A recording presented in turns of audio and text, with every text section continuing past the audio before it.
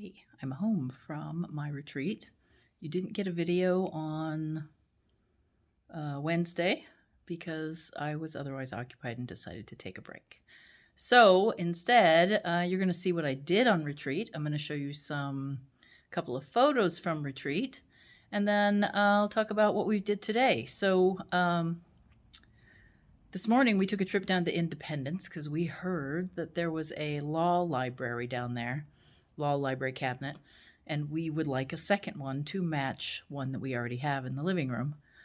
But alas, we took a fun day down, but the library cabinet was in miniature.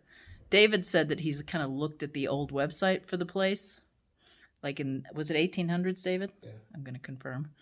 In the Victorian era, these law library cases, there was a company making them out of Chicago, and they made different sizes. And of course, from a photo, you never know what size the cabinet is. But this cabinet was, I don't know, 2/3 scale to the one we have, and we want a matching set. So we left that cabinet. It was way too expensive to absorb just for funsies. And then we wandered around town, which you will see the video of, to the used bookstore, to the, there's a used bookstore, and you'll see the video right cut in here. Okay, let's see what Second Chance Books gets us. Oh, they knit. Knitwear.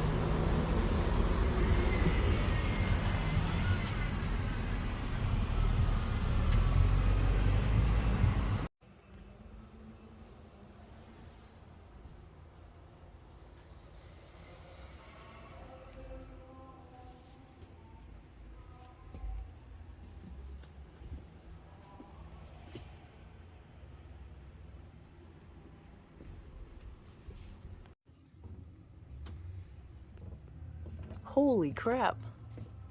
Look at this. So these are all knitting patterns. Dang. Huh. I'll have to look through those. Not that I need any.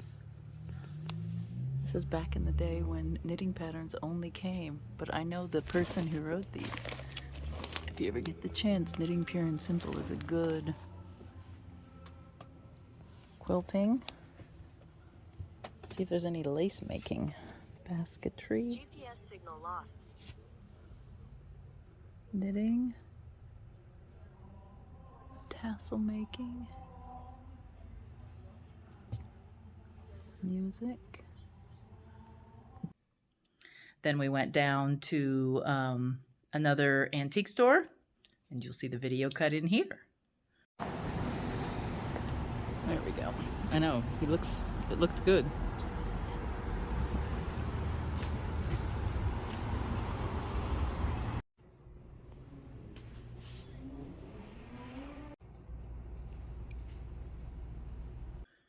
And then we went and had an ice cream cone. And then we went and had lunchy dinner, at an Italian restaurant that we had eaten at before. I remembered it in a different place, but then as we kept walking, I'm like, oh yeah, this is where we ate before. Now, I remember it to be like fancy place, and it wasn't as fancy as I remembered it, but I don't know if that's because I've gotten fancier or if because it's not the same place. But I think it's the same place, and I'm super glad to see that it's still there, because the last time we had a meal there was at least 10, 11, probably more, closer to 15 years ago. And they're making it, so that's pretty awesome. They made it through COVID and everything.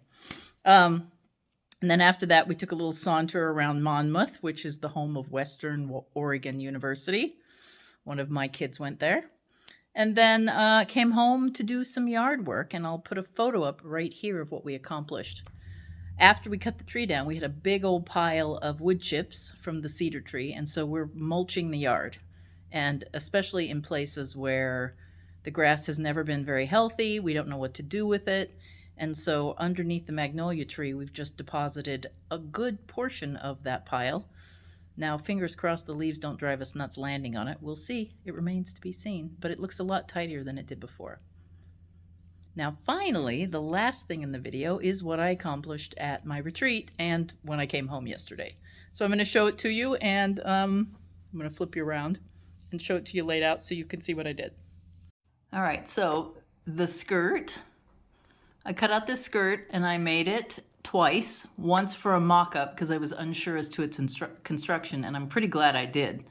I'll show you both of those pieces. One's just out of a white muslin, and excuse my dirty gardening hands, I was out weeding.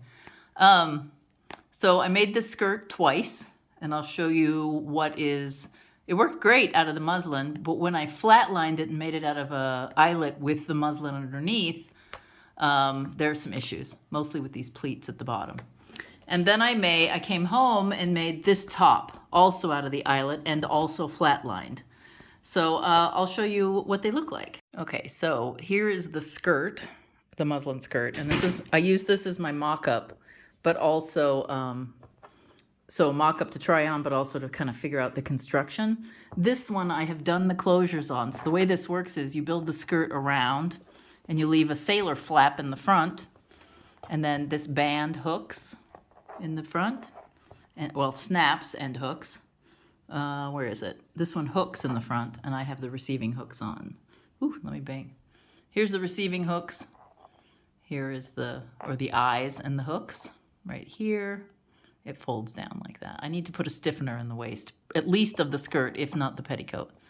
Now, normally a petticoat just has like a drawstring waist, but because this was a mock-up and also going to serve as a narrower petticoat, I went ahead and followed the instructions just to know what I was doing.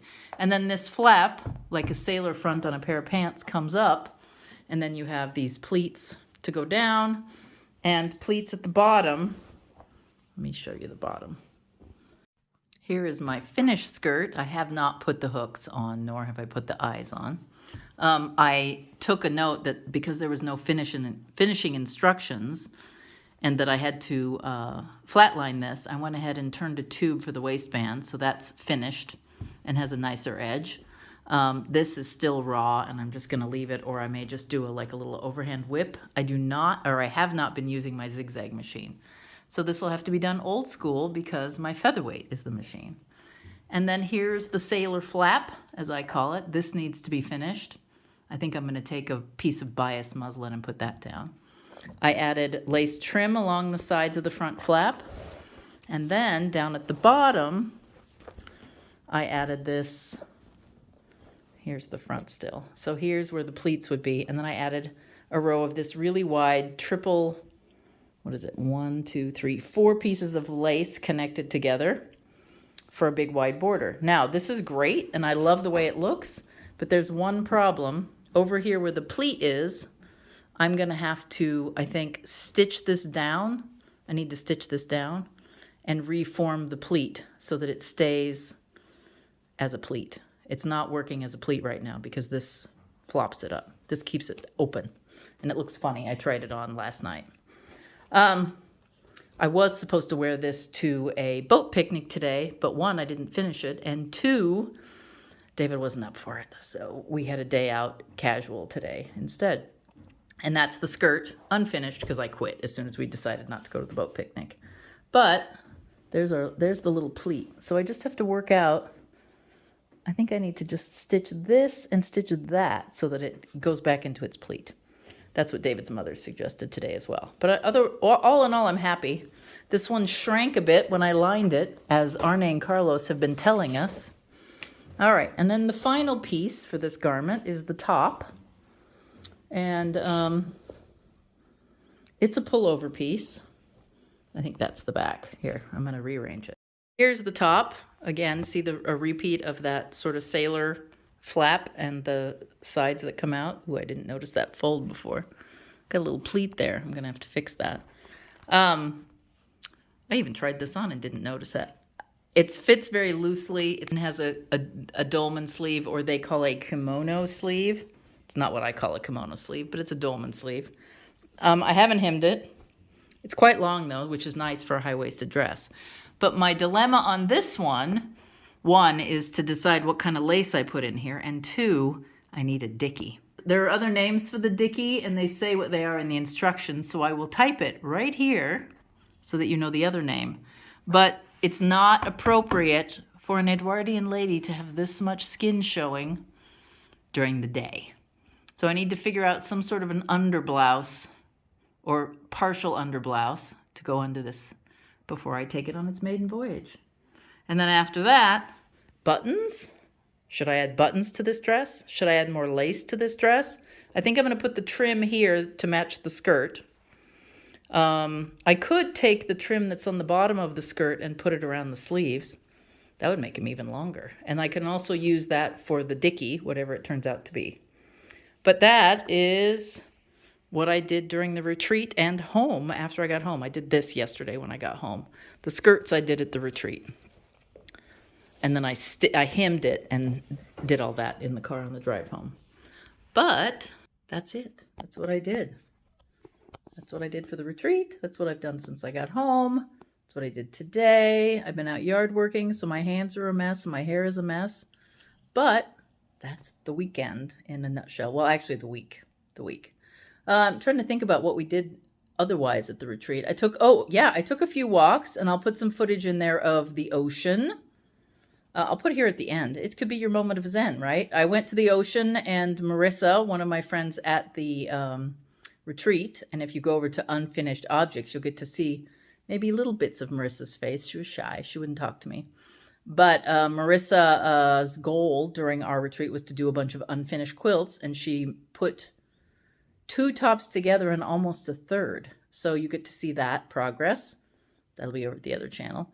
And then we took a walk down in the rocks and looked at some tide pools, which I got footage of. And then on another day, we took a scooter ride because she had scooters that were electric. So assisted old-fashioned push scooters. And we went down to where the river runs into the ocean. When the tide was out, nothing there. I guess Grayson told me that in the wintertime, the gravel comes up out of the beach, and that in the summertime, it's sandier. So I don't know how that works, but if you know, put it in the comments. Anyway, so there was not very much rock finding that was any good at all. I found one little tooth-shaped rock that I've since lost. I'm hoping I find it again. But that's it. That's all. That's my weekend in a nutshell. It's going to be your Saturday video. Wait for Wednesday because you did not get the cast on complete for the beginning lace class. That was interrupted. But this Wednesday, you will be getting that.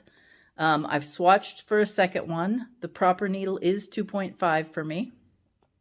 I like the fabric, and it actually matched Kelly's swatch. So we're good with the 2.5. And we'll cast on, and we'll start doing some stuff on Wednesday. You will see it here. In the meantime, if you like this video, give it a thumbs up, leave a comment. What have you been doing the last week or so? Any new projects, any costuming projects, any knitting projects, any crochet? Let me know what you're doing. And subscribe if you want to see what's happening Wednesday. I'll see you on Wednesday. Bye.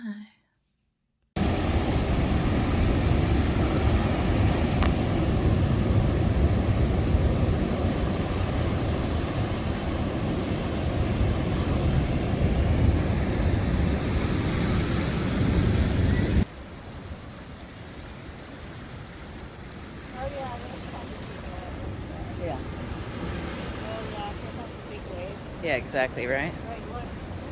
Here it comes.